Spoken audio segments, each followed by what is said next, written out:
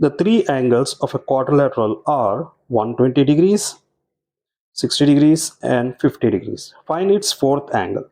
So since we don't know the fourth angle, so we can take it as x. Okay, so let the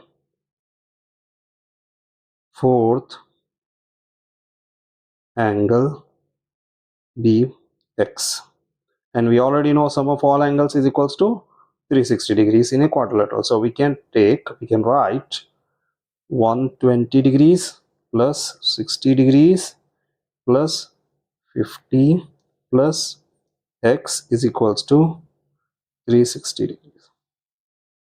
So 120 plus 60 is 180. 180 plus 50 is 230 plus x is equals to 360. 230 goes to that side. So x is equals to 360 minus 230. So x is equals to 130 degrees.